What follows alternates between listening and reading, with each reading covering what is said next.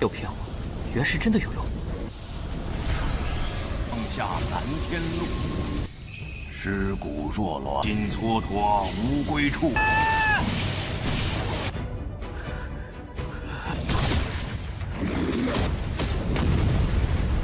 滚！突破到了五黄境的修为。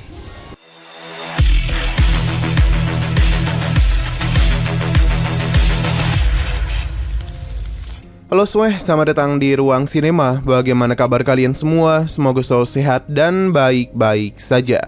Sesuai jadwal, jadi pada hari ini kita akan kembali melanjutkan Studies Donghua Philos Battle of Spirit episode terbaru, yang mana ini adalah episode yang ke-99. Bagi yang baru bergabung dan saya di sini, kita sudah sediakan playlistnya. Jadi kalian bisa dengan mudah mencari di mana episode awal dari series ini. Namun sebelum kita mulai episode terbarunya, kita akan melihat dulu apa saja yang telah terjadi pada episode sebelumnya, tepatnya pada episode 98. Kemarin Xiaoqiansu datang untuk menemui Sinan di kediamannya. Mereka berdua sama-sama senang karena sudah cukup lama tidak bertemu. Hanya saja Xiaoqiansu tiba-tiba saja meminta Sinan untuk membuka pakaiannya, yang mana dia itu tahu betul kalau Sinan telah menerima begitu banyak luka dalam perjalanannya untuk bisa sampai kemari. Ia pun meminta Sinan untuk menceritakan semua pengalamannya. Sedangkan di sisi lain, Jiang Bilan telah menerima hukuman atas tindakannya yang telah menyelamatkan Sinan. Xiao Beifeng yang kita kira sudah meninggoy ternyata masihlah hidup. Dan dia jugalah dalang yang memberitahu apa yang Jiang Bilan lakukan, sampai-sampai membuat aliansi bisnis marah kepadanya.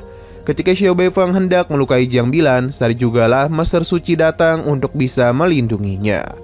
Kedatangan itu bagikan angin segar untuk Jiang Bilan, dan ia pun memohon untuk mengizinkan dirinya mengikuti pelatihan yang sama seperti Sinan. Nah, sekarang kita akan melanjutkan episode terbarunya.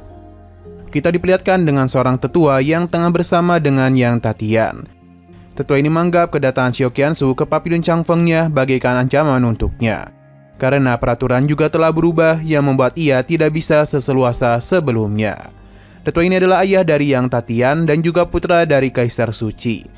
Yang Tatian menganggap ini adalah kesempatan mereka untuk melawan.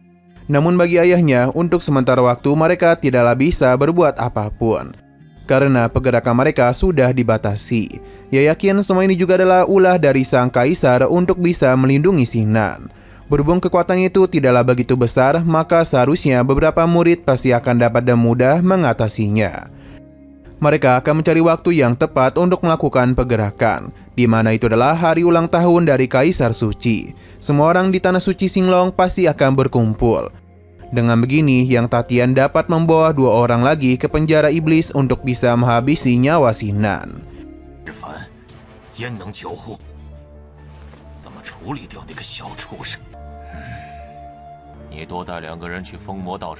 Di sisi lain terlihat kalau Sinan tengah berada di penjara iblis, yang mana ia terus berhadapan dengan para iblis yang muncul untuk bisa menghabisinya.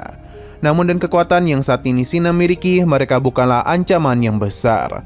Dengan begini, gelombang serangan pun telah berhasil dirinya atasi, dan ini adalah waktunya bagi Sinan untuk beristirahat.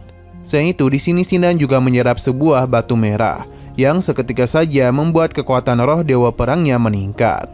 Kaisar Suci tidaklah berbohong karena batu merah ini memang membantu perkembangan bagi roh dewa perangnya.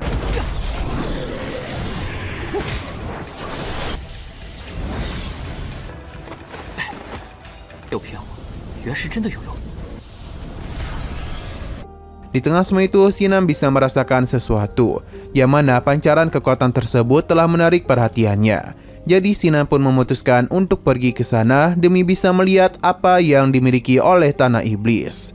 Terlihat ada semacam susunan formasi. Ketika Sinan hendak memasukinya, sebuah suara pun terdengar yang memberitahu mengenai adanya sebuah mayat fonik. Beberapa hal juga telah sosok itu bicarakan, yang mana itu mungkin semacam larangan akan adanya sebuah kekuatan besar. Tiba-tiba saja energi yang berkumpul di sini masuk ke dalam tubuh Sinan. Rasa sakit yang luar biasa pun telah dia alami.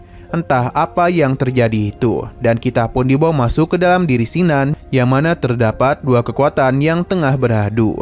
Ini juga telah menciptakan sedikit ledakan kekuatan. Sinan sadar betul kalau emosi dari Dewa Perang muncul secara alami. 下南天路，尸骨若乱，心蹉跎无归处。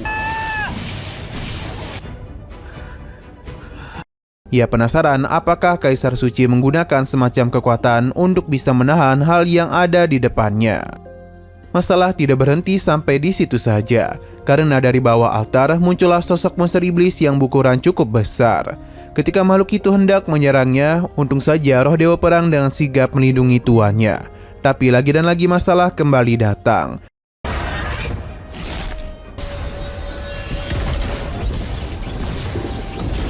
Sinan berpindah ke sisi Kaisar Suci yang mana dia merasa semua berjalan dengan lancar. Seorang murid pun datang untuk memberitahu kalau pintu utama di Aula Xinglong telah berhasil dibuka.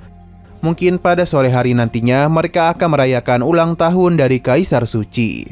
Kaisar Suci paham dan dia pun akan keluar. Sedangkan untuk Sinan sendiri masihlah terus melakukan pertarungan dengan para monster iblis. Meskipun tubuh mereka sangatlah besar, namun itu tidaklah menjadi masalah untuknya. Roh Dewa Perang juga tidaklah lupa memberikan bantuan kepada tuannya. Kekuatan yang Sinan miliki sepertinya telah mengalami peningkatan besar. Bahkan para monster ini tidaklah bisa berbuat apa-apa di hadapannya. Dengan sekali serangan saja, Sinan mampu mengalahkan pasukan monster iblis.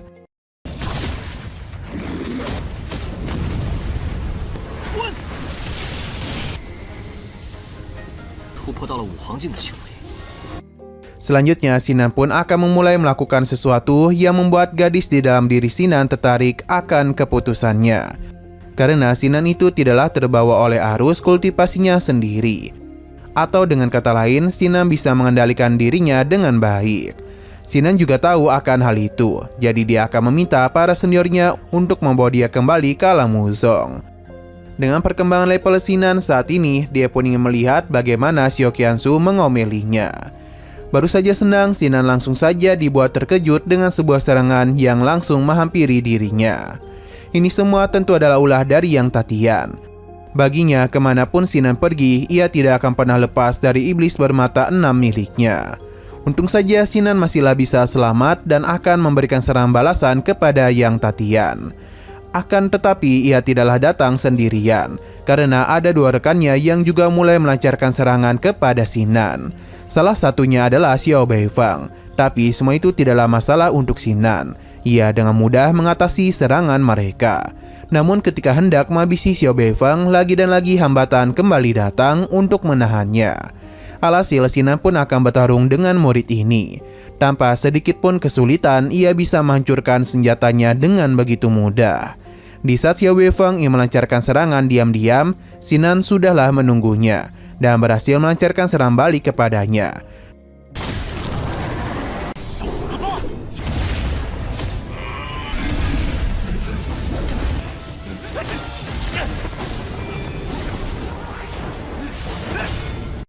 Dengan kekuatan Sinan saat ini, mereka bertiga bukanlah apa-apa. Malahan ia menjadi senang karena dengan kehadiran mereka, ia bisa menguji kekuatan barunya. Meskipun mereka bertiga bergabung sekalipun, bagi Sinan itu tidaklah cukup untuk mencabut nyawanya. Ia bahkan mempersilahkan mereka untuk mencoba.